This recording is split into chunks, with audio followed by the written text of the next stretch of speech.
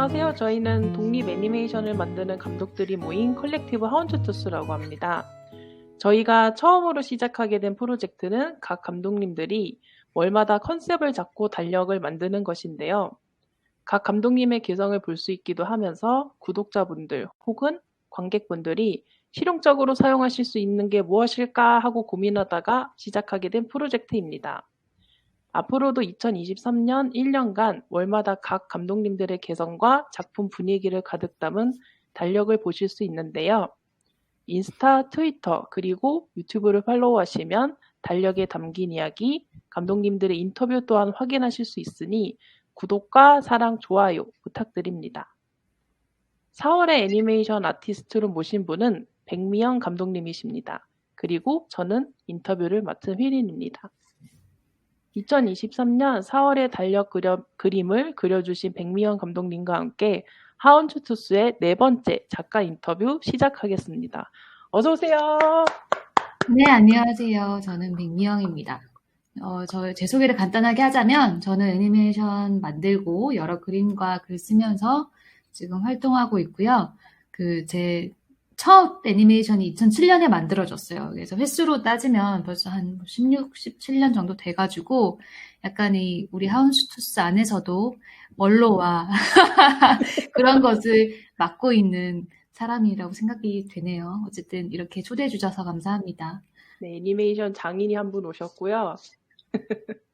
이번에 그려주신 그림을 봤는데 봄이 되게 물씬 느껴지더라고요. 네네. 봄맞이하기에 딱인 4월 달력 이미지인데 엄청 화사하고 아름다운. 그래서 감독님이 평소 그리시던 스타일이랑 약간 다른 그림이기도 한데 이런 스타일로 그리게 되신 이유가 있을까요? 지난달 인터뷰해 주셨던 우리 승희 감독님하고 비슷한 이유예요. 그러니까 애니메이션 작업을 할 때는 어쨌든 이걸 애니메이션화할 걸 염두에 두고 그림을 그리니까 제가 이런 스타일 그림을 잘 안 그리게 돼서 이번에 달력 그림을 그릴 때는 내가 평소 그리던 거랑 좀 다른 스타일로 작업을 해봐야겠다. 좀 예쁘고 사람들 한 번쯤 소장하고 싶은 그림을 그리면 좋겠다라고 해서 굉장히 상업적인 느낌의 그림을 그리게 됐고요. 그래서 4월이니까 약간 노란 색깔 꽃이 뭐가 있었나? 개나리가 있었지? 그러면 개나리를 테마로 해서 그림을 그려보자라고 해서 작업을 하게 됐습니다. 아, 그림이 너무 이뻐가지고 제가 이렇게 열렬한 반응을 보였던 것 같은데. 아, 그랬죠. 네. 감독님 워프 이렇게 해주셨죠. 최근에 정말 좋은 소식이 있었는데요. 프랑스에서 개봉한 감독님과 그리고 민성아 감독님의 엔솔로지 영화가 극장 개봉을 했는데요. 심지어 관객 수가 4만이 넘었다는 소식을 저도 전해 들었습니다. 아, 정말 축하드립니다. 감사합니다. 사실 국내에서도 이런 스코어는 독립 영화들이 성취하기 힘든 스코어라서 뿌듯함이 좀 남다를 것 같아요. 프랑스 관객들의 반응은 어땠나요?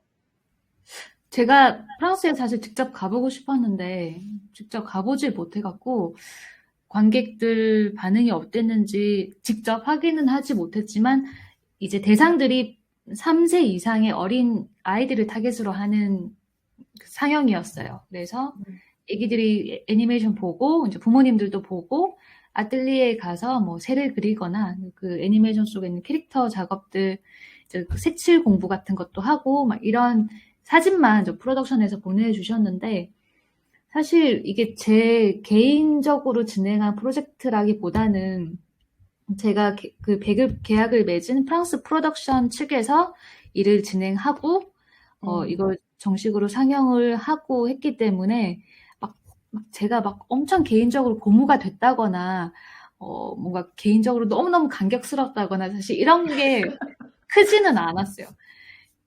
하지만 이제 저 개인적으로는 이제 한국에 내가 만약에 있었다면 한국에서는 이런 기회가 아직까지는 뭐 미래에는 생길지 모르지만 아직까지는 있기가 참 어려운 기회이기 때문에 이런 기회가 있다는 걸 접하기도 하고 직접 내가 체험하기도 하고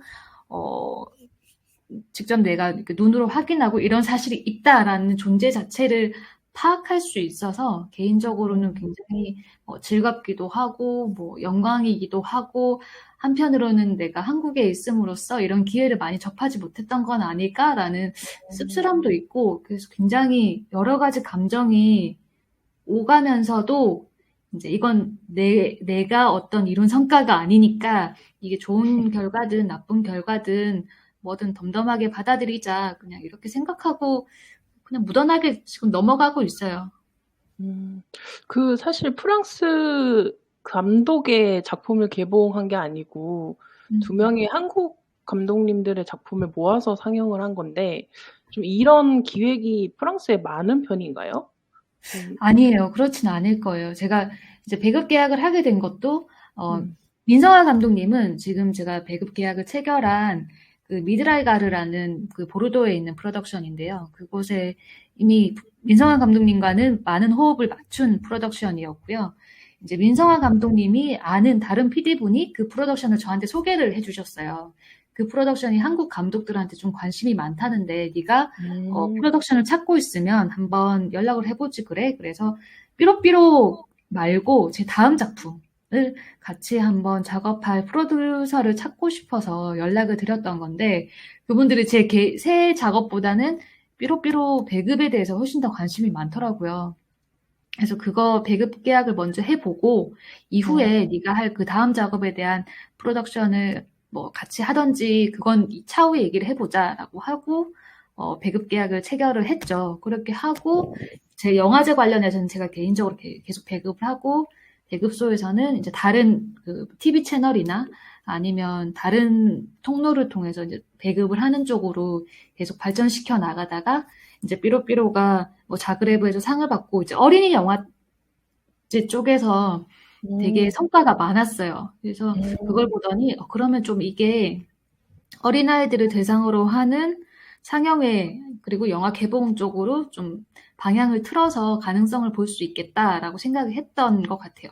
그래가지고 제 작업들 4편 그리고 그 민성화 감독님 작품 2편을 이제 엮어가지고 하나의 프로그램으로 만들어서 이제 개봉을 하자라고 하게 된 거죠. 그래서 저도 한국 감독들의 작품만 이렇게 모아서 단편 애니메이션을 모아서 상영한 거는 그 이전 사례는 잘 보지 못했던 것 같아요. 그래서 그분들도 뭐 한국 감독들 걸 하자라고 막 노력다기보다는 제 작품하고 민성화 감독님 작품이 결이 좀 잘 맞다라고 생각을 했던 것 같거든요. 그래서 이게 약간 자연적인 거 그리고 동물 친화적인 작업이고 아이들한테 자극적이지 않은 영상 이제 이런 결이 맞다라고 생각을 해서 같이 하나의 프로그램에 묶어서 작업을 진행을 했었죠. 뭔가 감독님 지금 한국에 계시지는 않잖아요. 어디 계시죠? 지금 트르키예에 있습니다. 튀르키예. 그러면은 그 프랑스에서 그 관객들 반응 같은 거는 전해서 들으시는 편인 거죠? 그쵸, 그쵸. 뭔가 좀 어린아이들이 어떻게 봤을지 저도 궁금하기도 해가지고. 저 너무 궁금해요. 사실 가보고 싶었었는데, 그 당시 이제 제가 몸이 좋지 않아서 비행기 티켓까지 끊었다가 이제 다 취소하고 일정을 다 못 가게 됐었는데, 듣기로는 어린 친구들이 재밌게 본 것 같네요. 왜냐면 그 상영관 사진을 보내주는 걸 보면 친구들 표정이 보이는데 되게 진지하게 이렇게 얼굴들 이렇게 보이더라고요. 뭔가 나라를 다 떠나서 국적을 떠나서 작품이 전 세계적으로 다들 공감할 수 있을 만한 얘기여서 이런 좋은 스코어가 나오지 않았을까 그렇게 생각이 됩니다. 감사합니다. 감독님은 애니메이션을 시작해야겠다고 마음먹었던 어떤 결정적인 계기가 있었나요?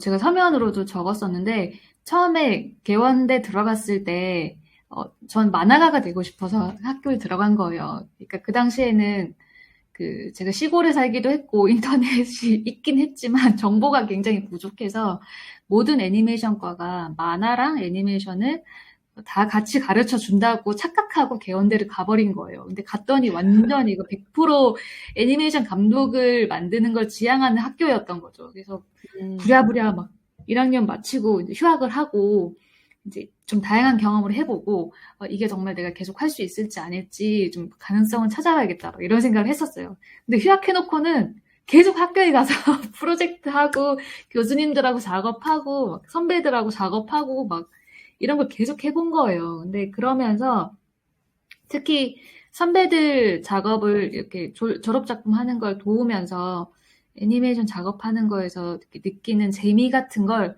배웠어요. 왜냐면 그 전에 입시 미술하고 막 이러면서 그림에 대한 흥미가 좀 떨어지기도 했었고, 저 스스로에 대한 기대감도 되게 낮춰져 있고 막 그랬었거든요. 근데, 그 선배들이 했던 그 졸업작품 그림체가 제가 추구하는 방향하고 되게 잘 맞아 떨어졌던 거예요. 그래서 그게, 이런 느낌이라면 그림을 계속 해도 되겠다라는 느낌도 들고, 애니메이션 작업하는 게 진짜 재미있다라는 생각이 들어서, 그때 졸작 도우미고 스텝인 주제에 막 밤새서 맨날 학교에 남아서 밤새서 작업했어요. 해 뜨는 거 맨날 보고. 그래서 이상한 소문 들었어요. 그 팀 졸작, 미영이 혼자 다 했다 그러더라. 이런 일당백. 소문이 막 돌고. 아, 그래서 막 교수님들이 그 저희 선배님들 불러갖고, 야, 미영이 얼굴이 떼꾸나다. 애가 밤새 갖고. 애 좀 그만 부려먹어라. 막 이런 얘기 할 정도로. 근데 그게 선배들이 저를 어떻게 했다기보다 스스로. 제가 거기서 너무 재밌어가지고 그래서 작업을 했던 거예요. 그래서 이제 방황을 끝내고 복학을 했죠. 근데 복학하고 봤더니 내가 정말 이 작업에 대한 욕심이 있고 정말 진지한 태도로 임하고 있다는 걸 제 스스로가 딱 깨달았어요.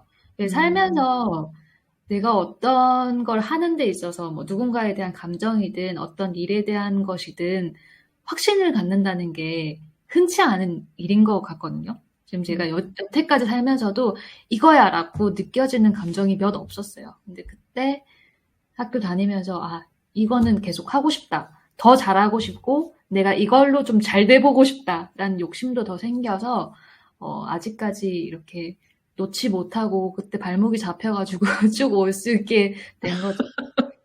처음에 만화가가 되려고 들어갔는데 얼떨결에 내 적성에도 잘 맞고 평생 하고 싶은 일을 그렇죠. 전 그게 굉장히 행운아라고 생각해요. 내가 하고 싶고 내가 잘 하고 싶은 욕심이 있는 일을 찾았다라는 것 자체가 주변에 이렇게 돌아보면 많이들 없으신 것 같거든요. 어떻게 이렇게 그냥 삶에 떠밀려서 이렇게 사시는 경우도 되게 많고 나이가 아주 드신 분도 내가 뭘 잘하는 사람인가라는 거에 대한 의문증이 되게 많으신 분들도 많잖아요.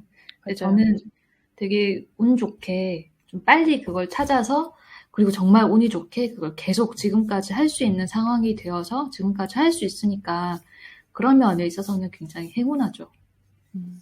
맞아요. 저도 며칠 전에 그런 비슷한 생각을 했던 것 같아요. 자기가 좋아하는 게 있어도 그거를 할 수 있을 만한 어떤 여건이 되지 않는 일도 많잖아요. 근데 우리가 좋아하는 거를 계속 할 수 있다는 것도 어떻게 보면 굉장한 복이다. 이거를 이제 생각하다가 네, 되게 감사하다는 생각을 했던 것 같아요. 맞아요. 작업할 때마다 그 생각을 하는 것 같아요. 그 감독님 작품들을 보면 애니메이션 중에서 동물 애니메이션 전문가가 아닌가. 저의 내적인 애칭으로는 이제 백미영 감독님 하면 딱 머릿속에 애니메이팅의 신. 동물 애니메이팅의 데모. 뭐 이러면서 혼자서 이름 한번 부르고 딱 감독님을 생각을 하거든요. 백미영 감독님. 진짜로. 그래서 제 애니메이션은 철저한 단점이 있어요. 제가 되게 액티비티한 그 동작 잘 못해요. 그래서 이렇게 학생들하고 제가 학교에서 학생들하고 수업도 하고 이럴 때는 이런 되게 남성적인 작품에 대해서 디렉팅 해주기가 되게 어려웠어요. 제가 잘 못하니까. 그래서 그걸 아예 그냥 학생들한테 밝혔거든요. 내 작업을 보면 이제 섬세하고 부드럽고 이런 그 몸으로 말하는 커뮤니케이션에 대해서 많이 말하고 있지만 3D로 작업하는 거나 아니면 뭐 스톱모션으로 하는 거나 아니면 어떤 되게 남성적이고 빠른 속도감 있는 작업에 대해서는 내가 굉장히 약점이 있다. 그렇기 때문에 내 작업에 대해서 이게 절대적인 정답이다라고 생각하지 말고 이런 작업을 하는 사람은 이런 장점이 있구나. 저런 부분에서 어디서 배울 부분이 있을까라고 생각하고 들어줬으면 좋겠다라는 얘기를 항상 하는데, 뭐, 동물, 뭐, 그림을 하는 거는 일단 제가 너무 좋아하기도 하고, 사람 그리는 것보다 동물 그리는 게 훨씬 재밌어요. 그래서 약간 특히나 제가 서면에도 적었지만 어릴 때 살던 환경이 사람보다는 동물이 많은 곳에 살았기 때문에 되게 자연 친화적인 환경 속에서 컸었어요. 동네도 막 30가구밖에 없고 집 앞 문 열고 나가면 다 논이고 저희 지역이 집에 어느 이렇게 쪽이었었어요? 제가 김해시 대동면에 살았거든요. 그러니까 김해시 명당에. 대동면 대감리 무슨 무슨 마을에 살았어요.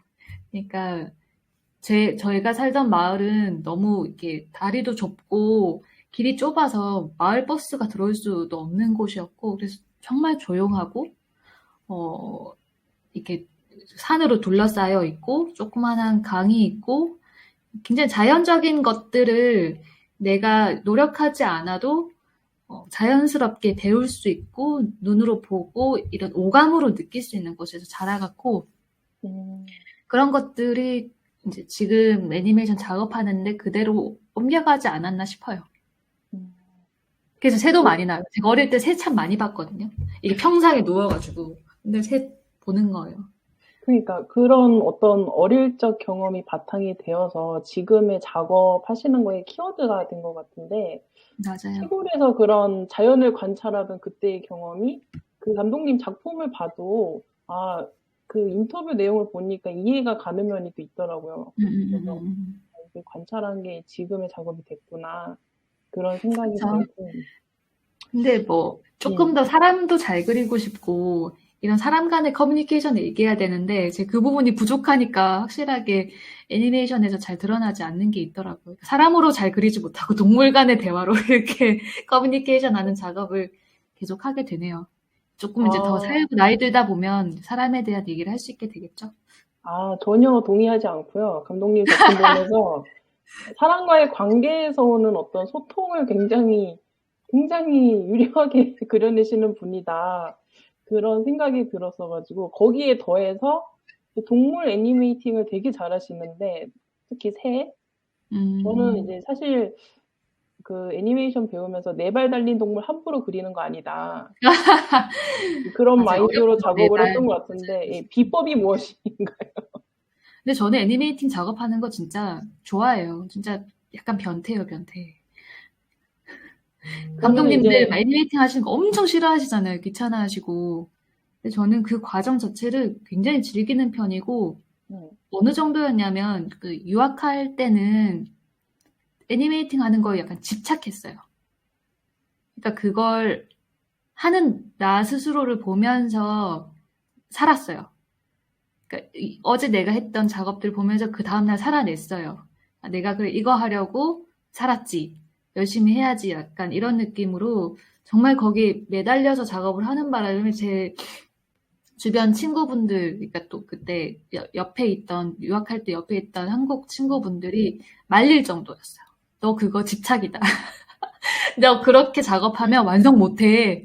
막 그랬는데도 막 막을 수가 없는 거예요. 왜냐면 내가 이것으로 느끼는 어떤 희열감이나 성취감이 없어서는 도저히 살 수가 없는 느낌까지 들어가지고 되게 매달렸었거든요. 그러니까 저한테는 지금은 되게 단순하게 즐기고 그 과정에서 오는 어떤 성취감에 대해서 희열을 느끼고 나의 성장에 대해서 막 이렇게 좀 순수하게 즐거워질 수 있는 상태가 되었다면 그 당시에는 진짜 내가 이거 아니면 좀 살 수 없어라고 어릴 때 치기 어린 마음에 이렇게 막 채찍질도 하고 스스로 막 그렇게 하면서 좀 집착하며 살았던 게 이제 조금 잘 발전이 돼서 그래도 애니메이팅 테크닉으로 옮겨가지 않았나라는 생각을 해요. 저는 이제 애니메이팅 씬에서 애니메이팅 변태로 감독님을 이제 다시 머리에 마인드셋을 하고 농담입니다. 뭐가 됐든 좋죠, 뭐. 좋은 말이잖아요.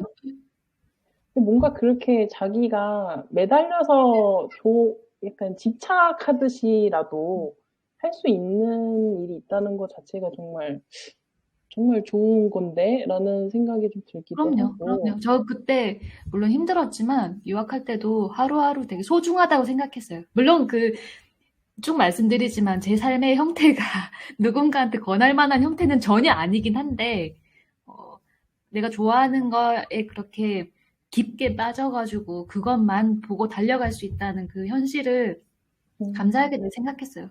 그래서 막 그때도 얘기 많이 했었거든요. 하루하루가 너무 소중하다. 언제 음, 내가 이렇게 작업에만 퐁당 빠져가지고 이것만 보고 정말 너랑 작업이라는 너와 그걸 하고 있는 나와 이 둘만에 있는 세계에 살겠나라는 생각을 그때 했었거든요. 음, 지금은 조금 더 삶의 형태가 좀 복잡해졌잖아요. 뭐 결혼도 하고 남편도 생겼고 막 이러니까 좀 더 다양한 데 시선을 둔다면 그때 알았죠. 그때 나이가 어리고 아직까지 내가 책임질 건 없고 내가 책임질 건 단지 이것뿐이라는 그런 음. 그 시간의 소중함을 알고 있었던 거죠. 그 감독님은 그러면은 애니메이션을 전체적인 제작 과정을 되게 좋아하고 즐기시는 것 같은데 음. 어떤 과정을 제일 좋아하시나요? 애니메이팅 할 때가 제일 마음이 편해요. 그러니까 전 과정을 다 좋아하는데요. 네. 말씀드렸던 것처럼 기획하는 거는 되게 정신적으로 에너지 소모가 크잖아요. 그러니까 어떻게 보면 우리가 하나의 세계를 구축을 하는 건데, 작은 세계이든 아니면 큰 세계든, 어, 그 세계 안에 내가 정말 퐁당 들어가가지고 하나하나 그 관계랑 그 세계에 있는 돌 하나하나까지 다 내가 그 연관성을 지어가면서 이렇게 만들어내잖아요. 그래서 그 기획을 할 때는 아무것도 저 못해요. 그러니까 영상을 보지도 못하고 음악도 못 들어요. 그래서 그냥 아예 그냥 낯선 곳에 가가지고 백색 소음 들으면서 작업을 하든지 아니면 정말 아무것도 없는 침묵 속에서 그냥 작업을 하든지 그런 어떤 정신적인 어떤 여유도 두지 못하고 기획을 하기 때문에 그때는 즐거우면서 동시에 엄청 괴롭거든요. 근데 이제 기획이 끝나고 나서 얼개가 다 만들어지고 나면은 정말 아무 생각 없이 이제 릴렉스한 상태에서 뭐 무한도전 틀어놓고 아니면 진짜 내가 좋아하는 노동요 틀어놓고 아마 그냥 그 동작 어떻게 묘사하지 이런 것들만 할 수 있어서 마음은 제일 편해요.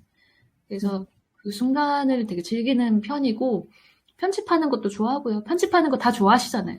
이제 내가 했던 것들을 이렇게 막 모아갖고 하나의 이제 그림이 만들어지는 걸 막 내 눈앞에서 보면서 하는 거니까 편집하는 과정도 참 크게 보람을 느낄 수 있는 과정이긴 하죠. 근데 전반적으로 저는 다 좋아하는 것 같아요. 처음 시작하는 것부터 끝나는 부분까지.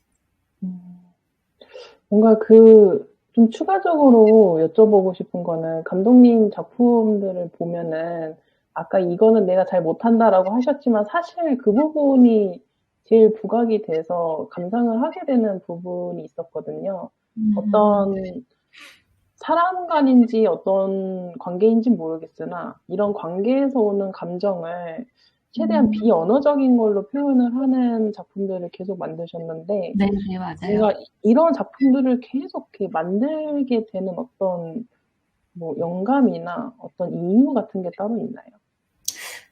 일단은 뭐 애니메이션 보면 인물 간의 관계가 나오기도 하고 아니면 그게 그냥 캐릭터 간의 관계로서 이렇게 나오기도 하는데 이제 제가 해외에서 유학을 하면서 그 나라 언어를 잘 못하는 상태에서 유학을 했었어요.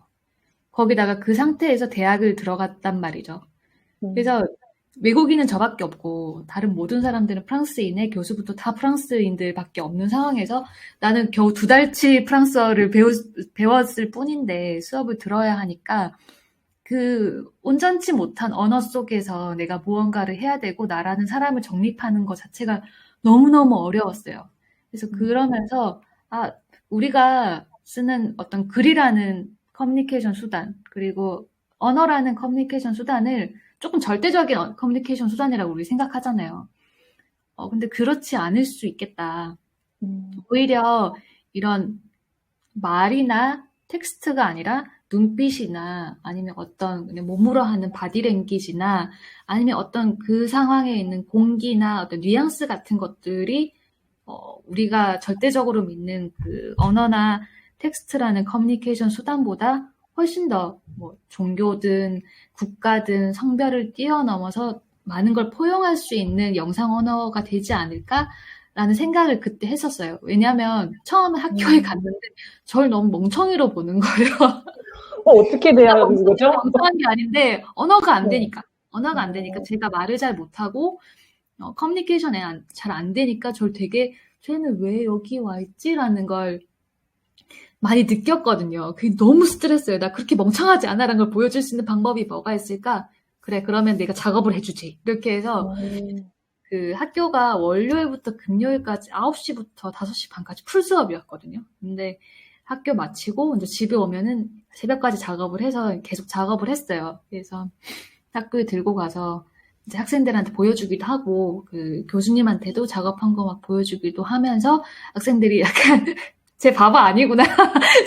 그렇게 멍청하지 않구나. 작업 잘하는 애구나라는 걸 그때 좀 알아주는 거예요. 그래서 그러면서 조금 더 확실히 나는 영상으로 커뮤니케이션을 하는 사람이야 라는 정체성도 좀 확고해지기도 하고 그러면 난 앞으로 언어나 이런 걸 그 쓰기보다는 정말 이 영상 안에서 쓸 수 있는 이미지적인 요소들 아니면 이런 바디랭귀지적인 요소들 아니면 거기서 주는 뉘앙스적인 요소들을 활용해서 커뮤니케이션을 하고 그걸 통해서 좀 더 많은 사람들과 이렇게 벽 없이 대화하고 싶다라는 생각을 해서 이제 점차 그게 발전시켜 나갔던 것 같아요. 근데 제 생각에 그 20분짜리 작업을 그런 식으로 했던 게 약간 오바했던 것 같아요. 너무 길었어. 그래서 사람들이 야 그때 차라리 대사를 썼으면 10분으로 줄일 수 있는 걸 네가 고집 부리는 바람에 20분짜리가 됐잖아. 그러는데 동의합니다. 너무 고집을 부렸었어요. 어린 마음에. 그래도 그때 그런 유학을 하면서 느꼈던 경험이 바탕이 돼가지고도 이런 작업이 되기도 하네요. 얘기 나온 김에 그 감독님 이력 중에서 프랑스 앙굴렘 작가의 집 레지던시를 여러 번 참여하신 게 인상 깊다고 얘기를 해주시는데 예를 들면 2011년부터 13년 동안 2년 계셨고 17년, 18년, 19년, 12월부터 1월 각각 한 달씩 또 지내셨다고 하네요. 보통 한 레지던시를 이렇게 여러 차례 하는 경우는 흔치 않고 하게 되는 경우 레지던시에서 활동하실 때 분명 뭔가 눈에 띄는 어떤 멋진 활동을 하셨기 때문에 가능하지 않을까라고 다른 분이 피드백을 주셨어요. 그래서 혹시 레지던시 지원 팁이 있는지. 그 서면으로도 적었지만 제가 사는 집 5분 떨어진 곳에 있는 레지던시였습니다. 집 옆이었어요. 걸어서 가까운 직장 최고. 그렇죠. 거기다가 앙굴렘이라는 도시가요. 왜 우리가 부천이 만화로 지금 유명한 도시잖아요. 그 부천이 앙굴렘을 모델로 해서 만든 도시거든요. 그래서 앙굴렘이 정말 작고 볼품없는 도시이긴 한데 그 안에 애니메이션, 만화, 그 순수 예술학교 이런 것처럼 그 예술, 만화, 애니메이션 쪽으로 특화된 학교들이 이렇게 모여 있어요. 그리고 그 안에 작가의 집, 그 라 메종 데 조테우라는 작가의 집이라는 레지던시도 중간에 있고요. 그래서 제가 졸업을 하고 나서 졸업 작품을 끝내지 못한 상태에서 졸업을 했거든요. 그게 너무 소중했던 당시이니까 20분짜리 그 애니메이션이었는데 그 프롤로그만 작업을 하고 이제 나머지 한 15분 정도 되는 분량이 남았는데 이걸 작업을 계속 이어할 수 있는 곳이 어디 있을까 하고 봤더니 이제 작가의 집이 있더라고요. 그러니까 거기다가 제가 이전에 이미 작업 활동을 해놔서 포트폴리오도 좀 충분했던 편이고 수상 기록도 있고 그러니까 그것들을 이렇게 모아서 포트폴리오 만들고 프랑스 같은 경우에는 그 동기서를 꼭 써야 돼요. 그 모티베이션을 꼭 적어야 되거든요. 그래서 그 부분에서도 나는 지금 이런 작업을 해왔고 남은 작업은 이렇게 있고 그래서 이것을 레지던시 기간 동안 할 수 있다라는 어떤 정확한 동기가 있었어요. 그래서 그걸 적어서 냈고 다행히 바로 통과가 돼가지고 졸업하자마자 그 레지던시 들어가서 2년 있으면서 남은 그 너무 소중했던 당시인 남은 작업들을 진행을 했었죠. 그리고 나서 2013년에 아예 이제 유학을 다 정리하고 한국에 왔었고요. 음. 그 중간중간 2017년, 18년, 19년 한 달씩 갔던 거는 한국에 있으면서 그때 너무 그 약간 제가 스스로 썩어 있는 느낌이었어요. 그 매년. 그때 2017년에 가게 됐던 게 그때 학교에서 강의를 하고 있었고 그 음. 대학원을 시작했고 제 개인 프로젝트를 하고 있었고 외주 작업을 하고 있는 상황이었어요. 이게 스트레스가 너무 심해갖고 살도 빠지고 막 귀에 이명 생기고 막 난리도 아닌 거예요. 거기다가 막 음. 인간관계가 파탄나죠. 사람을 못 만나니까. 그래서 일만 진짜 계속 하셨던 거네요, 그 기간 네, 내내. 일만 계속 한 거. 일하고 학교 가고 음. 그 내가 수업하고 가서 수업 듣고 이제 그런 걸 계속 하게 되니까 너무너무 스트레스가 많이 받게 되는 거예요. 그래서 좀 휴식을 취해야겠다. 근데 앙골렘이 아무것도 없는 도시거든요. 진짜 음. 그 여행을 갈 가치가 없는 도시예요. 여기. 근데 저한테는 약간 어릴 때 향수를 불러일으키는 도시예요. 그러니까 작고 어. 조용하고 굉장히 제가 이렇게 좀 정화될 수 있는 그 향수가 있는 도시이기도 하고 제가 잘 아는 도시이기도 하잖아요. 5, 6년 음. 있었으니까. 그래서 음. 이제 겨울 방학만 되면 다 인간관계 정리하고 얘들아 안녕 나는 프랑스 갈 거야. 그래서 옷 딱 2벌 싸가요. 그 빨고 입을 거. 검은 색깔로. 눈에 띄지 않게 그림자처럼 입겠다. 이제 이런 마음으로 거기 가서 이제 한 달 동안 그 작가의 집은 그래도 다행히 거기 일하시는 분들하고 계속 꾸준히 연락을 했었거든요. 물론 제가 가고 싶어라고 간 건 아니고 갈 때마다 다 포트폴리오 내고 동기서 똑같이 내긴 했지만 음. 한 달이니까 그분들도 제가 있는 게 그렇게 부담스럽지 않잖아요. 그리고 그때도 겨울방학 기간이어서 작가들이 많이 빠지는 시기이기도 하고 그러니까 아 좋아 그럼 와가지고 작업해라고 해서 조그만한 방 주면 이제 제가 거기 가서 한 달 동안 아무도 안 만나고 작가의 집 인터넷이 안 돼요. 그래서 그냥 제 노동요 들으면서 계속 아침 6시 반에 출근해서 작업 계속하고 밤 6시 반에 퇴근해서 이제 집에 가서 자고 또 6시 반에 출근해서 작업하고 그러면 약간 싹 이렇게 정화가 되는 느낌이에요. 그러니까 사람들 템플 스테이션 가잖아요. 그런 네. 느낌으로 가갖고 작업 쭉 하고 좀 약간 이제 정화가 됐다. 내 썩은 부분이 이렇게 끝났구나. 이렇게 하고 이제 한국에 다시 돌아가서 남은 일들을 처리하고 막 그랬었죠. 약간 얼핏 얘기하신 것처럼 그 애니메이션 수도승 같은 느낌, 예. 동양에서 온 작업을 제가 통해서 나를 정화하는. 그 앙골렘에서 별명이 스님이었어요. 저만 그렇게 생각한 거 아니군요. 네, 그 같이 동료 그 유학생 친구들도 유영이는 몇 년만 더 있으면 신선이 돼서 날아갈 텐데 유학생도 가는구나 이렇게. 정말 저 거기 유학하는 기간 동안 정말 아무것도 안 하고 작업만 했었거든요. 얼굴에 곰팡이 쓸었었어요. 그래서 그 밖에 안 나가는 바람에 식량을 사다 놓고 마트에 가서 일주일 동안 안 나가고 그냥 집에서 작업만 하고 그 집에는 북향이어서 햇빛이 안 들고 이러니까 얼굴에 곰팡이가 쓰는 거예요. 이렇게 눈이랑 이렇게 입 주변으로.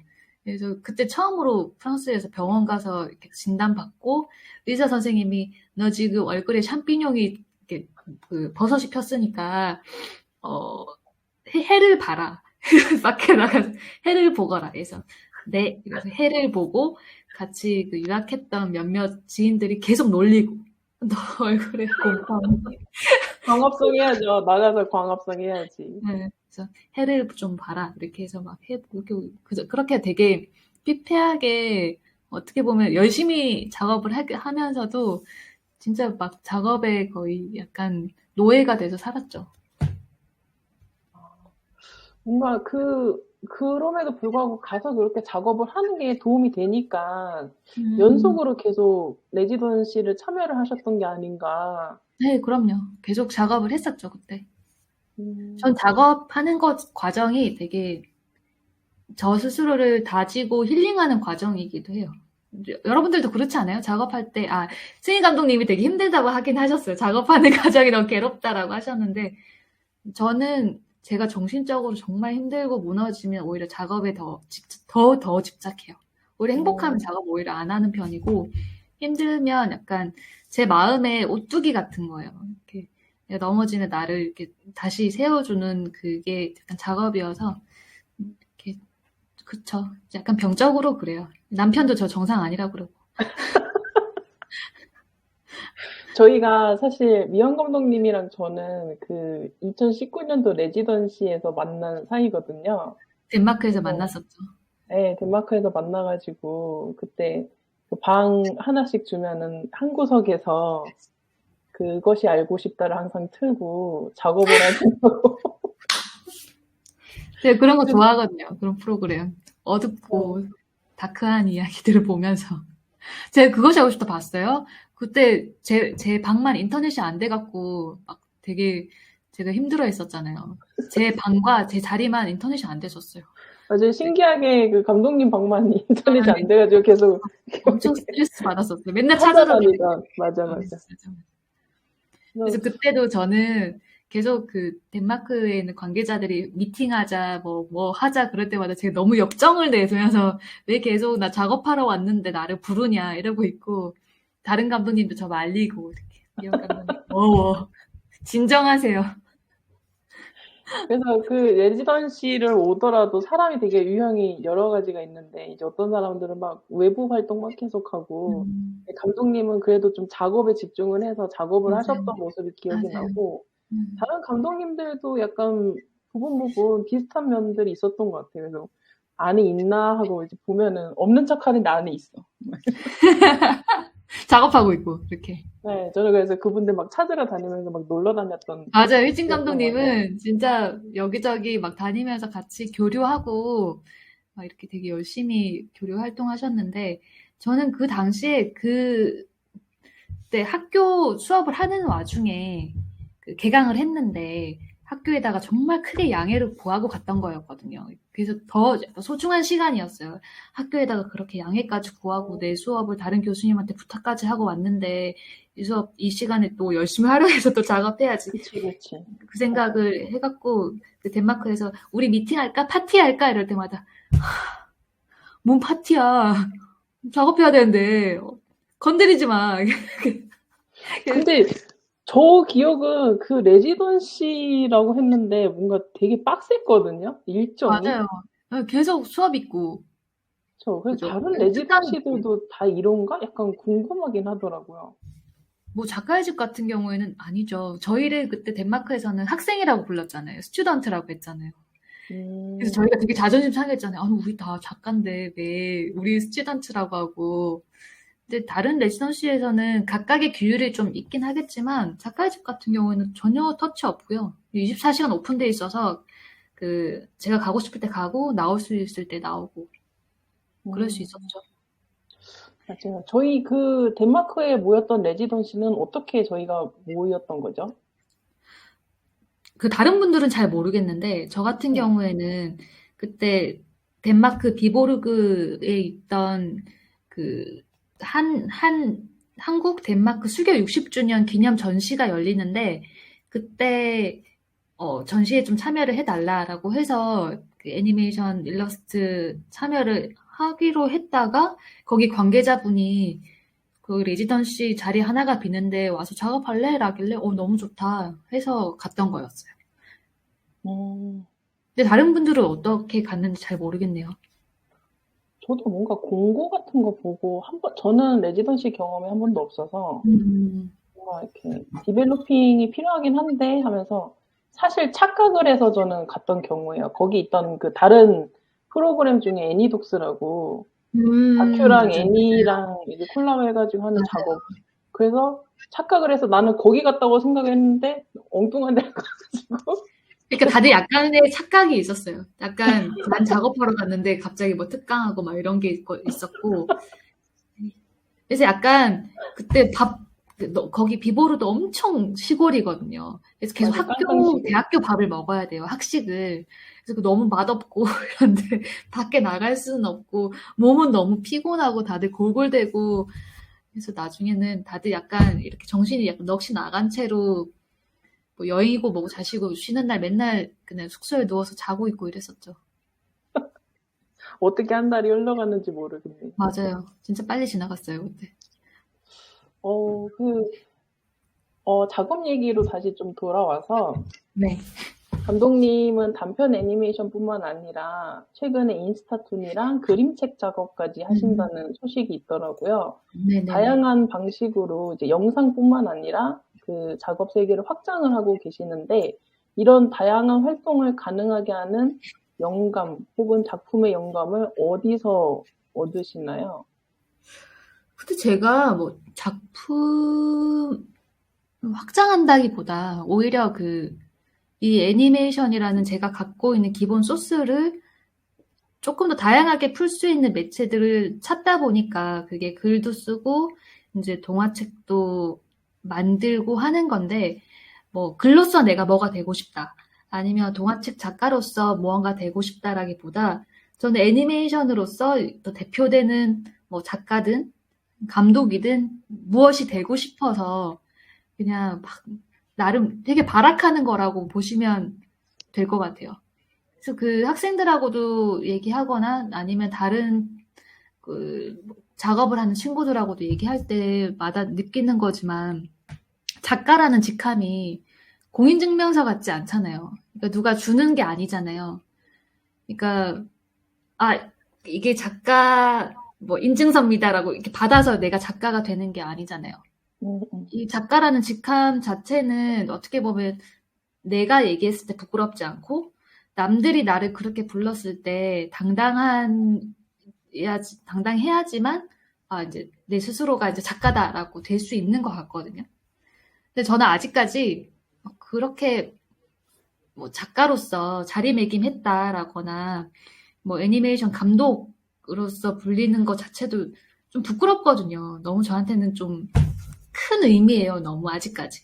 넘복이 너무 큰 의미고 내가 아직 가지기에 너무 큰 의미고 그래서 내 스스로도 당당하게 외부에 난 애니메이션 만든 감독입니다. 작가입니다. 라는 걸 말하고 싶고 또 누군가가 나를 기억할 때도 나라는 사람의 이름보다는 내가 했던 작업으로 먼저 보고 바라보고 다가오고 인식했으면 좋겠다라는 생각을 가지고 진짜 그냥 애니메이션을 중심으로 둔 다양한 활동을 정말 내가 할 수 있는 건 다 해보자라는 생각으로 하고 있는 거예요. 그러니까 제가 수완이 되게 없는 편이에요. 인맥도 없고 되게 사람이 내성적이고 좀 소셜라이징 하지 않고 이렇기 때문에 누군가한테 부탁하거나 아니면 다른 사람이나 다른 일을 통해서 뭔가 내 애니메이션을 막 이렇게 퍼뜨리는 걸 잘 모르겠어요. 몰라서 그렇다면 내가 할 수 있는 거, 내 개인적으로 할 수 있는 건 이것저것 다 해볼 수 있지 않을까라는 생각 때문에 뭐 글도 쓰고 뭐 이것저것 막 하고 있는 거죠. 그래서 뭐 영감을 받는다기보다 그냥 열심히 살았어요. 여태까지 애니메이션 작가가 되고 싶어서 지금도 그렇고. 음.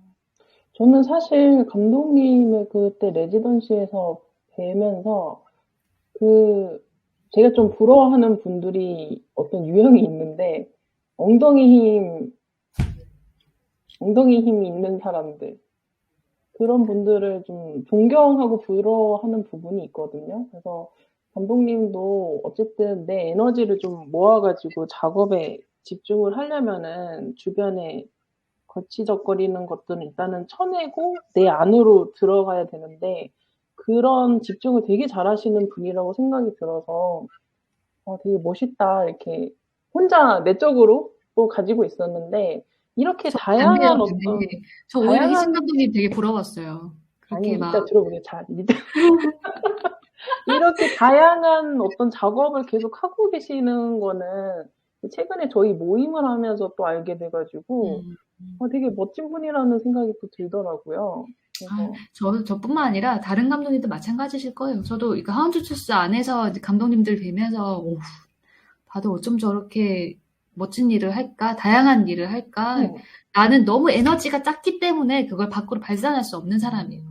에너지가 작아. 저는 저는 오히려 반대로 생각을 했는데 감독님이 작품 만든 거나 어떤 활동해온 것들을 보면서 되게 응축을 해서 이거를 꾸준히 거의 연마다 하나씩 내는 거 보면서 되게 저렇게 꾸준히 작업하시는 분도 어떻게 저렇게 하는 거지? 나는 그만큼의 에너지가 없는데 라는 생각을 오히려 반대로 했던 것 같아가지고 뭔가 그 어떤 작가로서의 어떤 역할이나 자리 잡지 못했다는 불안감도 있다고 써놓긴 하셨지만 되게 좋은 어떤 그 발자취를 남기고 계시다 이런 생각이 들더라고요. 열심히 하고 있는 거죠, 진짜.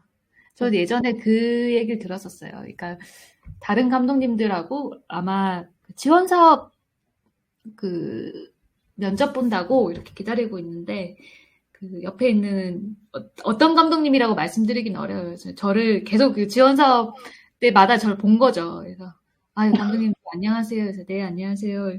그래서 뭐 작업 얘기하다가 감독님 참 열심히 사시네요. 그 얘기 듣는데 되게 마음이 찔리는 거예요. 그러니까 잘하는 사람이 돼야 되는데 난 너무 열심히만 하고 있는 사람인 거예요. 그래서 그래 내가 열심히는 하고 있지. 근데 작업을 다작을 하고 있으면서도 그게 좀 대단하다는 생각은 전혀 하지 않고 있고요.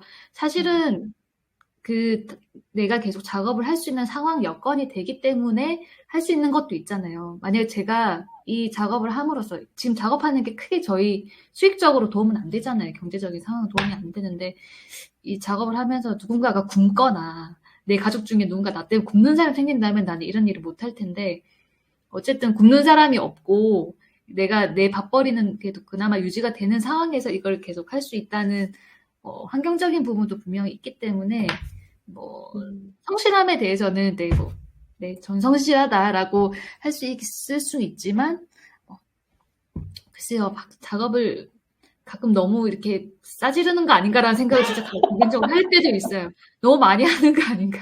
아니 오히려 이렇게 응축했다가 에너지를 이렇게 막 하는 분들도 되게 많고 그게 되게 멋있어 보이기도 하는데 저는 진짜 그 20대 때도 그렇고 30대 초반에도 그렇고 작가로서 빨리 자리매김하고 싶다는 욕심이 진짜 엄청났거든요. 그러니까 빨리 작가로 성공하고 편히 쉬고 싶었나 봐요. 지금은 파이어죠. 네.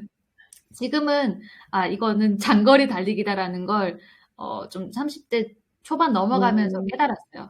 근데 그 20대 때는 진짜 단거리라고 생각하고 냅다 달리는 것밖에 못했어요. 진짜 무슨 경주마처럼. 그래서 내가 진짜 다 죽여버리겠어. 약간 이런 느낌으로 작업을 해서 하나라도 빨리 성공을 해가지고 그냥 편하게 내 노년을 맞겠어. 약간 막 이런 욕심도 있었단 말이에요.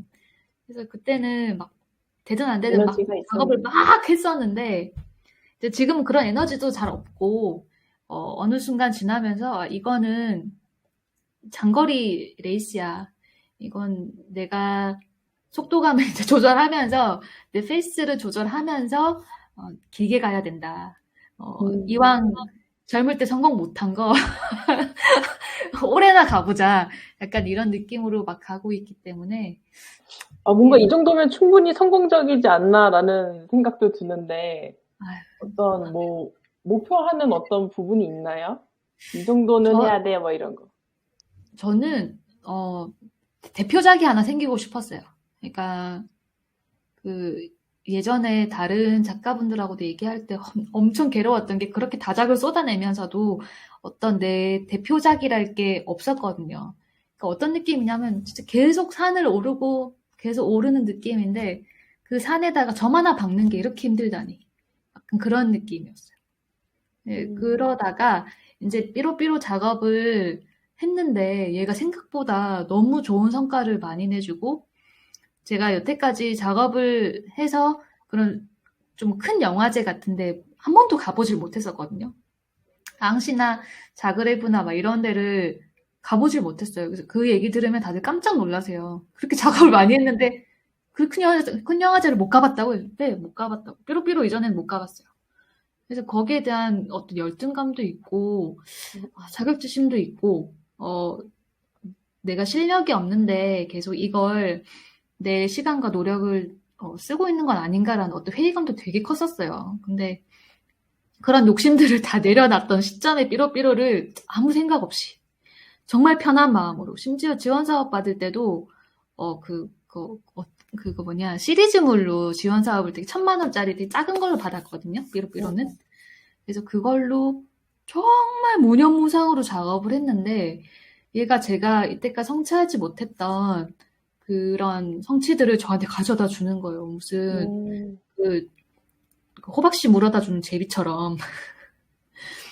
그래서 뭐 자그레브에서 상도 받고 막 그런 프랑스에서 개봉도 하고, 그래서 이게 정말 선물처럼 저한테 대표작처럼 이렇게 가져다 줘서 그때 되게 많이 또 깨달았어요. 아, 내가 암만 욕심을 가지고 작업을 하는 게 오히려 내 작업에 독이 됐을지도 모르겠다. 오히려 그걸 편하게 정말 내려놓고 작업을 하니까 오히려 훨씬 더 성과가 좋구나. 그러니까 그리고 내가 원하는 바가 항상 내가 원하는 대로 이루어지지 않는다는 건 알고는 있었지만 이번에 삐로삐로 성과 보면서 더욱더 그러기도 했고, 또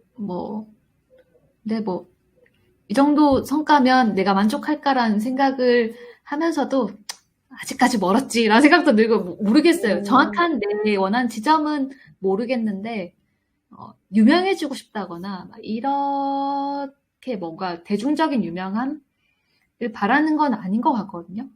근데 좀 그냥 작업을 잘 하는 감독이 되고 싶다라는 욕심이 있는 것 같은데 아직까지 그 경지까지는 못 다다른 것 같아요. 그래서 좀 더 열심히 하면 언젠가 죽기 전까지는 되겠지라는 생각을 하면서 그냥 작업을 하고 있거든요. 뭔가 삐로삐로 작품으로 방점을 하나, 큰 점을 하나 한번 찍으신 느낌은 들지 않나.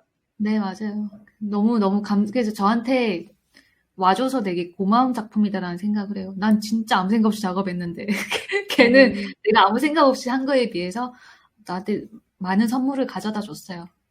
덕분에 이것저것 많이 배우기도 했고.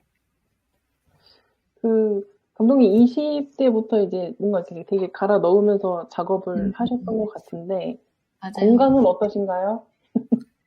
건강 바닥이죠 뭐. 제가 왜 2016년에 대학원 들어갔다고 했었잖아요. 근데 그때 아무 생각 없이 그 대학교 다닐 때처럼 강의 시간표를 짠 거예요. 근데 제 체력을 생각 못하고 대학원을 좀 늦게 들어갔는데 30대 초반이었어요. 그래서 그때 이제 지하철로 등교하면서 가방에 이렇게 노트북이랑 이런 자료를 가득 싣고 지하철을 타고 학교를 가는데 학교 가는 동안 식은땀이 나갖고 에너지를 다 쓴 거예요. 그래서 가는 사이에, 예. 네, 가는 사이에.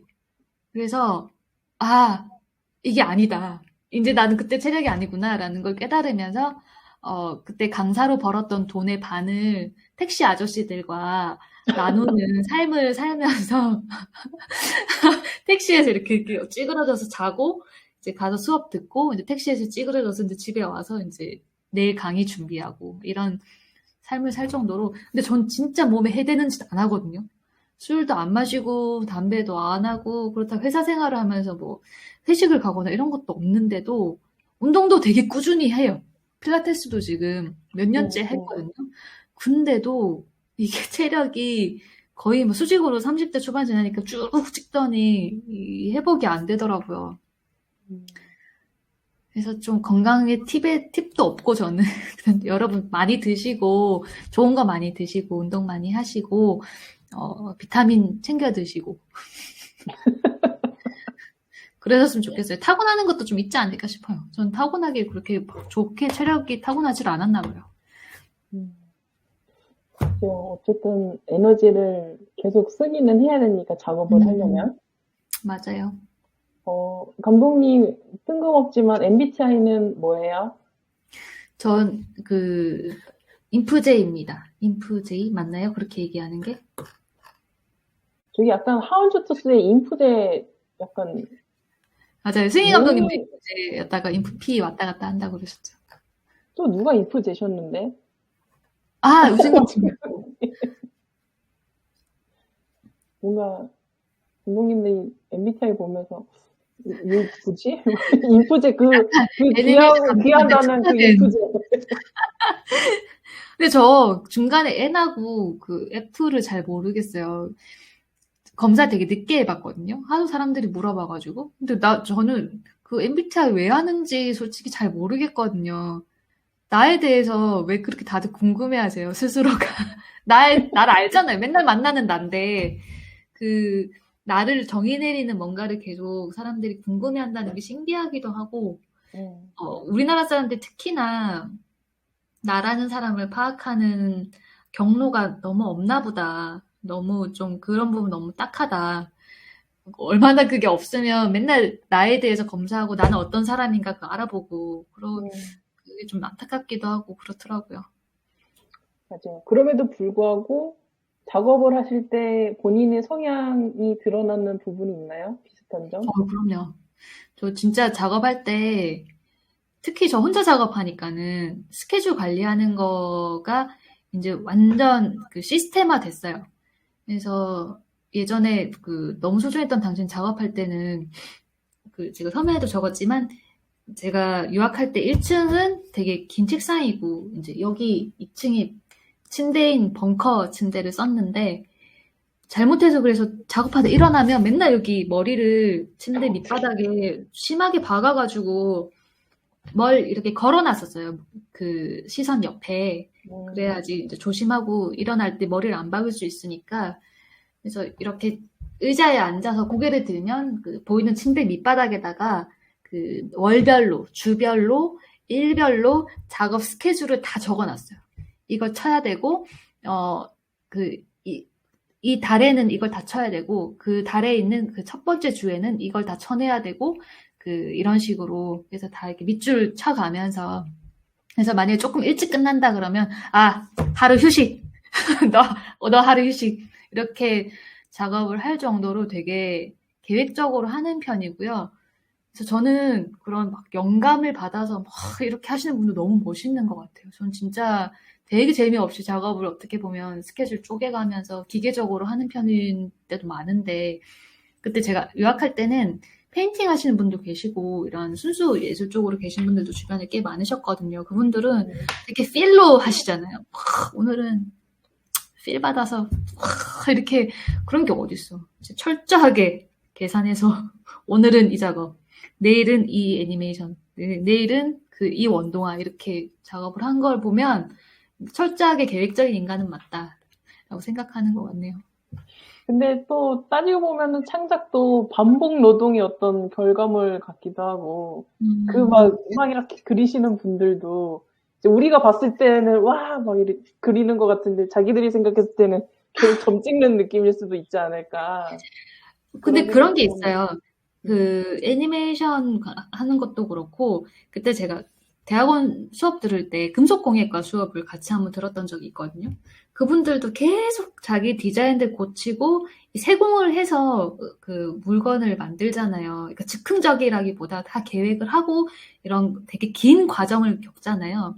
이 프로세싱을 겪는 것과 내 지금 즉흥적인 감정을 캔버스에 옮기는 거는 되게 달라요.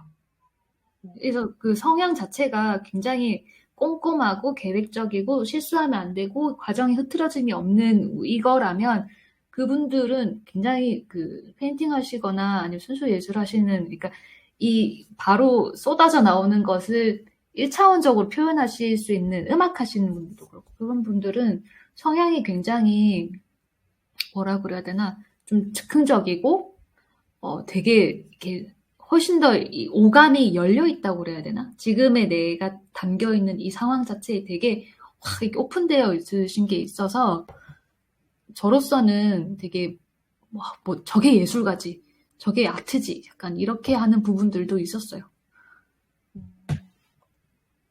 물론 지금 희진 감독님 표정 보니까 전혀 공감하지 못하시는 것 같아요. 전혀 공감이 너무 티가 나나.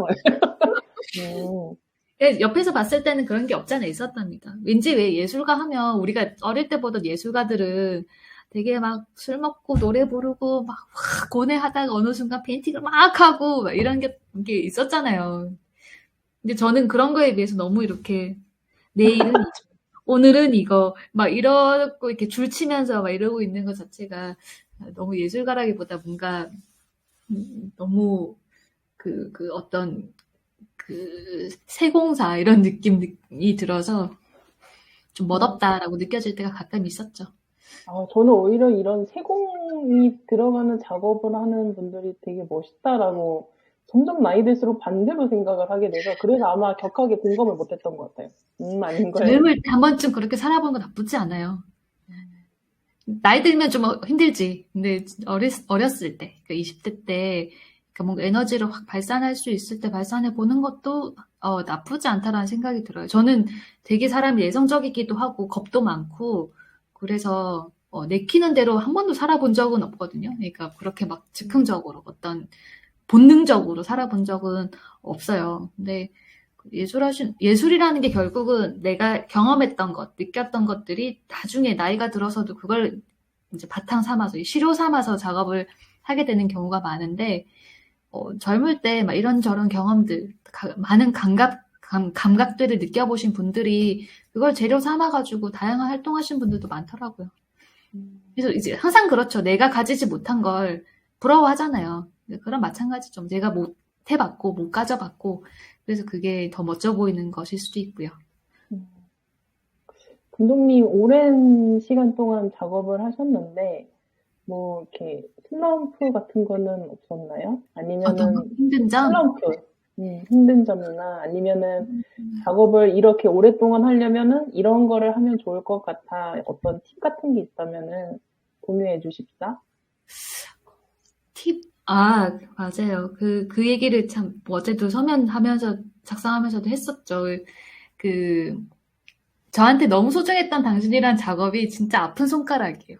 2010년 말부터 2013년까지, 횟수로는 3년, 그러니까 기간으로 보면 2년 반 동안 작업을 했던 20분짜리 중편이었고, 이제 학교 3학년 초반부터 이제 레지던시에 들어가 있던 2년 동안 작업을 쭉 해서 만든 작품이었는데, 혼자서 20분짜리 작업을 한다는 게, 물론 심신이 많이 지치는 일이기도 했고, 학교를 다니면 그래도 학생들을 만나잖아요.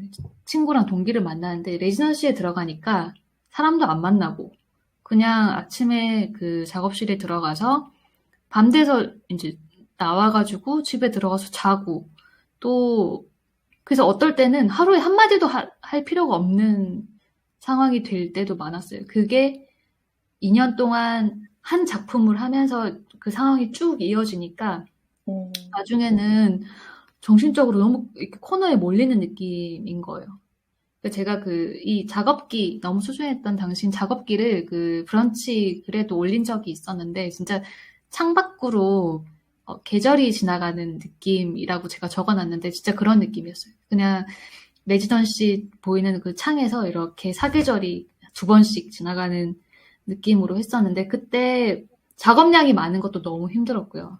전체적으로 25,000장 정도 작업을 해서 손이 정말 많이 망가지기도 했었고, 그럼 몸이 힘들고 이런 거보다는 이제 작업을 오래 하면 할수록, 이제 내 시간과 에너지를 투자하면 할수록 이 작업이 잘 돼야 된다는 어떤 기대감이 커지잖아요. 그게 인간의 기본적인 보상 심리잖아요. 내가 2년 동안 진짜 이 피 같은 20대를 바쳐서 작업을 했는데, 이게 나중에 완성을 했을 때 아무것도 아닌 게 되면 저 어떡해요.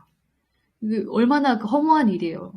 제가 26살에서, 5살부터 8살까지 그 좋은 기간에 그 누구도 만나지 못하고, 친구, 가족, 연인, 그 누구도 못 만나고, 그렇게 골방에 틀어박혀서 이 곰팡이 쓸면서 작업을 했던 작업인데, 근데 그렇게 내가 하고 있는 지금 현재 작업에서 느끼는 즐거움을 전혀 만끽할 수 없고, 거기에 대해서 전혀 즐겁지 않고, 앞으로 있을지도 없을지도 모를 다른 사람의 어떤 평가, 다른 기관에서의 어떤 성과, 이런 것들이 있을까만 막 머릿속에 그게 점점 잠식되어 가는 게 정말 정신적으로 고통스러웠어요. 우리가 작업하는 게 솔직히 얘기해서 수입적인 면 때문에 작업하시는 분 아무도 없잖아요. 내 만족이잖아요, 내 만족. 내가 하고 있는 작업에 대한 즐거움, 내가 꿈꾸던 세계를 실현한다는 어떤 성취감, 이런 게 작업의 가장 큰 동기잖아요, 저희들한테는. 근데 그게 사라지고 없어졌을 때, 그러면 내가 이 작업을 왜 해야 되는가가 되는 거잖아요. 그러니까 그때 당시에는 작업을 절대 오래 하면 안 되겠다. 그러니까 내 몸과 마음이 망가지는 거 둘째 치더라도 작업에서 느껴지는 어떤 순수한 내 만족감이 없어지는 그 과정이 음, 너무너무 괴롭고 창작자로서는 내 살이 깎이는 느낌이 들어서 힘들었던 기억이 나요. 아니나 다를까 뭐 작업 끝나고 나서 내가 원하는 만큼의 성과를 얻지도 못했어요. 그래서 그 음. 기간 동안은 뭐 하루하루 작업 끝나고 나서 뭐 지옥이었죠. 진짜 그럼, 그러면 너무 그런 상태에서는 좀 어떻게 벗어난 거예요? 약간, 벗어날 수 없어요. 그냥 그 현실을 받아들여야 돼요. 아, 갖고 사는 내가 거구나. 생각한 것보다 별론가 보다. 받아들여야 되는구나. 거기다가 사실 너무 소중했던 당신 같은 경우는 제가 가끔 종종 얘기하긴 했지만 같이 배급을 맡아주셨던 프랑스 배급사가 있었어요. 근데 그 프로덕션이 되게 프랑스에서 유서 깊고 오래된 프로덕션인데 부부가 운영을 하는 조그만하지만 이제 유서 있는 그런 곳인데 그 메인 프로듀서 분이 제 애니메이션 작업 끝난 지 한 달 만에 급사하셨어요. 어, 그리고 남아있는 와이프분이 정말 정신을 가다듬고 그래도 네 작업을 배급을 해보자라고 힘을 내려고 했는데 그해 여름에 그 동네에 몇백 년 만에 홍수가 와서 프로덕션 건물이 무너졌어요. 어머, 그래서 그 프로덕션 자체가 문을 닫았고요. 없어요, 지금은. 프랑스에 어, 존재하지 않는 프로덕션이어서 제대로 이걸 배급을 해보지도 못하고, 어, 유야무야 된 거예요. 그러니까 이게 정신적으로 제가 너무 그때 멘탈도 무너지고, 3년 동안 작업을 했는데, 제대로 음, 내가 기회를 어떻게 얻지도 못하고 이렇게 되는구나. 라는 걸 받아들여야죠, 근데. 뭐, 어쩌겠어요. 내가 어떻게 할 수가 없는 상황인 거예요. 그냥, 어, 그냥 계속 버텨냈어요. 그냥 넘기고, 아, 이게 내 현실이구나. 이런 일이 있을 수도 있네. 이렇게 하고, 그냥 받아 넘기고, 그 다음 작업했어요. 진짜. 그냥, 다음 작업해야지. 그 프로듀서 아저씨하고 같이 하기로 했던 그 다음 작품이 있었거든요. 근데 그 아저씨는 이제 돌아가셨으니까 혼자서 작업을 해야지 이러고 그냥 작업을 혼자 했던 기억이 나요. 음, 그게 바람이라는 작품이었어요. 그 나비 나오는 바람이라는 작품. 음. 그 바람이라는 작품에 그때의 감정이 좀 많이 그쵸. 그래서 들어갔네요. 네, 생각도 많이 나고 그랬지만 말씀드렸던 것처럼 저는 어려울 때 오히려 작품에 되게 매달린다고 했잖아요. 그래서 그냥 작업하면서 어, 치유했던 것 같아요. 계속 내 마음이 과거에 머무를 수는 없잖아요. 이제 너무 소중했던 당신은 끝난 작업이고 이제 내가 할 작업은 이 작업이니까 이제 내가 지금 하고 있는 작업에 집중을 해야지라고 하고 그냥 그렇게 넘기고 아쉬운 거는 이제 그때 프로덕션하고 인연이 끊기면서 더 이상 이제 프랑스 쪽 프로덕션과의 커넥션이 없어져가지고 그리고 다른 커넥션을 찾는 게 조금 무서웠어요. 그때는 또 뭔가 잃어버리거나 내가 뭔가 좀 상처받을 일이 생길까봐 무서워서 완전히 그냥 닫아버리고 혼자서 작업을 했었죠.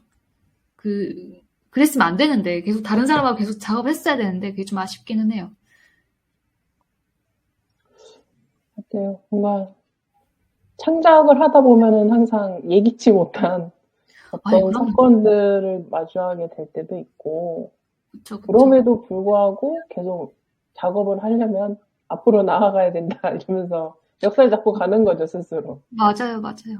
어쩌겠어요. 그게 뭐 작품뿐만 아니라 우리가 살면서 알잖아요, 다들. 내가 원하는 방향으로 삶은 이끌어지지 않는구나라는 것도 알고, 반대로 나는 되게 안 좋은 생각을 했는데 오히려 좋은 방향으로 끌고 가지거나 좋은 사람을 만나거나 이런 일도 생길 수 있는 게 우리의 이 삶이라는 거니까 그냥 그렇구나라고 그냥 그 다음으로 넘겨야죠, 뭐.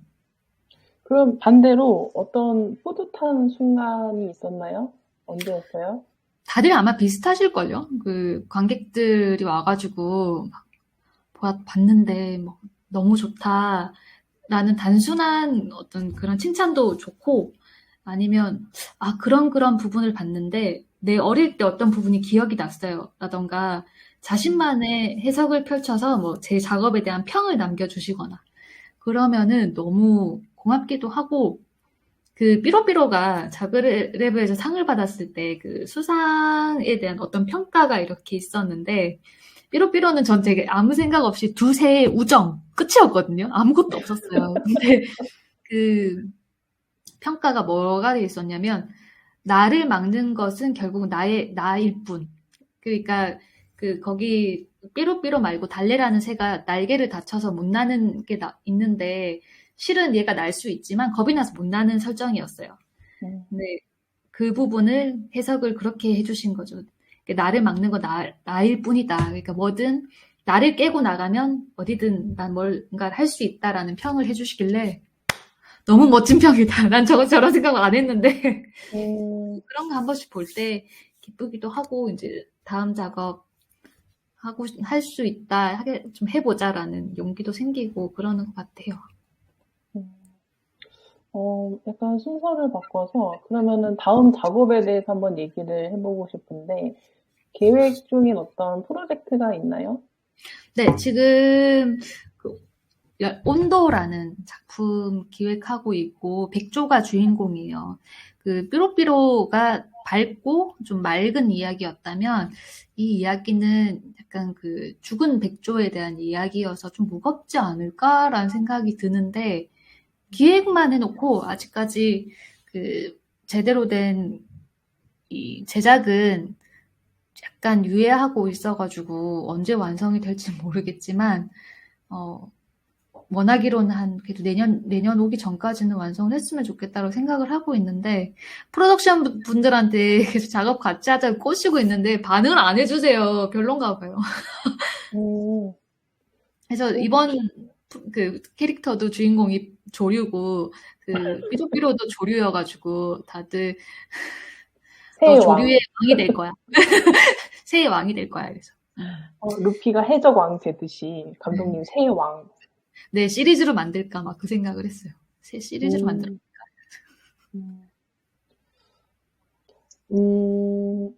뭔가 좋아하는 거에 대해서 또 얘기를 좀 해보고 싶은데 감독님 좋아하는 작품 뭐예요? 취향 어떤가요? 저 빨간 머리 완전 좋아해요. 요즘 완전 다시 꽂혔어요. 항상 빨간 머리에는 새롭게 꽂히거든요. 어느 시기마다 꽂히는데, 물론 그 미야자키가 만들었던 그 애니메이션도 너무너무 좋아해서 그 9버전, 신버전 영상도 다 갖고 있고, 틈날 때마다 틀어서 보고, 그리고 얼마 전에 넷플릭스 드라마도 보고, 저 어릴 때는 진짜 아무 생각 없이, 너무 빨간 머리 너무 귀엽다. 그리고 어릴 때 제 별명이 애니였어요. 죽은 깨도 되게 많고, 빼빼 마르고 쉬고 살고 그래갖고. 귀엽다. 그래서 어릴 때는 약간 나랑 동일시하면서 쟤랑 나랑 닮았어. 약간 이런 느낌으로 했다면, 나이 들어가지고 애를 보니까 너무 딱한 거예요, 얘가. 저렇게 고생을 하다가 그 매튜랑 마닐라 만나가지고 저렇게 사랑받고 어엿한 이 한 사회 구성원으로서 정말 교육 잘 받으면서, 그래서 진짜 넷플릭스 시즌 1 보는데 막 계속 울게 되는 거예요. 진짜 너무 장하다. 나이가 든 거죠 이제. 너무 장하다. 어린 것이 얼마나 고생이, 세상에 저렇게 남의 집에 가서 애가 애를 돌보고 너무 고생이 많았는데도 애가 자기만의 천진난만함을 절대 잃지 않잖아요. 그러니까 나는 그럼에도 소중한 사람이야 라고 생각을 하잖아요. 그래서 너무 그게 장하고 맞아. 네, 그게 너무 뿌듯해가지고 막 찾아봤더니 그 캐나다의 그 빨간머리의 모티브가 된 초록지붕 집이 존재하고 있대요. 거기를 나중에 약간 캐나다에서 약간 국가적인 이렇게 보존시설로 이렇게 해놓고 일본인 관광객들이 그렇게 많이 찾아간다고 하네요. 그래서 저도 한번 언젠가 저기를 한번 가보고 싶다라는 생각을 하고 있답니다. 저도 뭔가 그 빨강머리 애니랑 결이 비슷한지 모르겠지만 둘리 보면서 어릴 때 막 되게 재밌게 봤다가 나중에 커서 보는데 너무 서러운 거예요. 둘리 입장 희동이 너무 밉고 그래서 맞아. 보면서 막 펑펑 울면서 어떻게 저렇게 못될 수가 있지? 이러면서 맞아. 공감을 하면서 어릴 때 봤어요. 보는 거랑 관점이 달라져요, 진짜. 그래서 애니메이션 작품들도 좀 그런 거 보면은 약간 다르게 보게 되는 부분들이 좀 아유, 있는 것 같아요. 그럼요. 막 애기들 노동하고 이런 거 보면 눈물 나잖아요. 아니, 저 어린 어, 것이 일을 어떻게 학교 가야 되는데, 막 이런 생각 들고. 맞아. 음, 그 감독님 음악 취향은 뭔가요? 저 이거 질문 안 했으면 좋겠다 생각했는데, 할 말이 없어요. 왜냐면, 저 저는 되게, 감독님 음악 취향은 모르겠는데 플레이 취향은 알 것 같아요. 그것이 알고 싶다. 아, 맞아요. 그런 거랑, 막, 실화탐사들 이런 거 있죠. 그 그, 어두운 다큐 이런 거 보면서 남편도 맨날 놀려요. 너 네 삶은 이렇게 평온한데 맨날 남들 불행한 거 보니까 좋냐? 그게 아니고 삶의 이렇게 어두운 면면을 이렇게 보면서 주의하고 같이 공감해 주기 위해 저런 프로가 있는 거니까 나도 보는 거야라고 얘기를 하는데 음악 같은 경우에는 제가 그 서면에 적어놨잖아요. 팬텀싱어 시즌 1에서 3에 나오는 그 모든 리스트 곡을 다 되게 좋아한다. 저 심지어 콘서트도 갔었어요. 너무 좋아해갖고 시즌 1에는 너무 팬이어서 보면 그 남자분들이 이탈리아 가곡 같은 거를 엄청 격정적으로 부르시거든요. 거기가 경쟁 프로기 때문에 엄청 간절한 마음이 느껴지면서 부른단 말이에요. 그래서 그걸 듣고 있으면 되게 이렇게 같이 이렇게 막 이렇게 격앙이 돼요. 그래서 저렇게 열심히 노래 부르는데 나도 열심히 그림을 그려야지 이래서 그 감화되는구나, 이렇게. 네, 작가의 집에 갔을 때 인터넷이 안 됐다고 했잖아요. 음. 그래서 그 시즌 1에서 그때 3가 안 나왔을 때요. 시즌 1, 2를 다 이렇게 영상으로 VOD로 갖고 가가지고 작가의 집 작업할 때 그것만 계속 들은 거예요. 그 귀 터질 때까지. 그래서 정말 저한테 찐 노동요예요. 지금도 그렇고. 궁금증이 생겨서 나중에 한번 들어볼 것 같아요. 도대체 어떤 곡들을 들으시길 이렇게 감화되면서 막 기가 터지면서 작업을 하시는 거지? 네, 들어보세요. 노래들이 다들 격앙될 수밖에 없는 곡들이에요. 차분한 곡이 없어. 맞아. 때로는 화나면서 작업해야 될 때 있잖아요. 그쵸, 그쵸. 대부분 그렇죠, 대부분. 이제는 저는 약간 누가 격앙시켜주지 않으면 작업이 안 돼요. 맞아요, 맞아요. 뭐지? 약간 딴 얘기인데 이것도 네. 그 남편분 얘기를 하셔가지고 저는 그 개큰게 파이 인스타 계정도 보면서 되게 서포트를 많이 잘 해주시는 분이라는 생각이 들더라고요. 음, 감독님 작품이나 어떤 활동 같은 걸 할 때 항상 댓글 달면서 응원해주시고, 아까 말은 뭐 너의 뭐 불행을 뭐 이런 얘기는 하셨지만, 그래서 뭔가 서로 좀 의지가 될 것 같아서 지금 그 외국에서 생활하면서도 많이 서로 의지가 되지 않을까, 파이 포함해서. 남편을 앙굴렘에서 만났어요. 오, 저 작가의 집에 요양 갔을 때, 옷 두 벌 들고 갔을 때, 그때, 우연찮게 같은 프랑스 민박집에 머물게 된 거예요. 그래서 저는 그 오, 민박집의 첫 번째 한국인이고, 그 민박 주인이 이렇게 남편의 이름을 그려가지고 내일 두 번째 한국인이 올 텐데 어떻게 발음해? 라고 보여주는 거예요. 그래서 이렇게 읽으면 돼 라고 하고 난 이미 그 남자의 이름을 알게 됐죠. 그래서 그 오, 다음날 작업실 마치고 이렇게 그 민박집에 갔더니 남편이 있는 거예요. 나는 근데 이미 저 사람의 이름을 알잖아요. 그래서 수상해, 누구씨? 수상해. 누구씨? 그랬더니 저 사람이 저 귀신인 줄 알았대요. 저승사자. 왜냐면 앙굴렘의 그 민박집이 진짜 그 엄청 골목에 있었어요. 근데 거기에 프랑스에서 그 조그만한 시골 마을에서 웬 한국 여자가 자기 이름을 부르잖아요. 얼마나 무서웠겠어요. 희멀건한 사람이 밖에 나가지 네. 않아가지고. 시꺼먼 옷 입고. 얼마나 무서웠겠어요. 그래갖고 진짜 눈이 이만해져가지고 저한테 누구세요? 이러는데 저 이 민박집에 있는 사람인데 여기 마담이 내일 오신다 그래갖고 어떻게 뭐 그렇게 해서 만나게 돼서 저 사람이 제 작업실에 한번 놀러를 왔었어요. 작업하는 거 보고 싶다고. 그래서 제가 작업하는 거를 보고 아, 보통 여자가 아니구나. 이제 그때 그 생각을 했대요.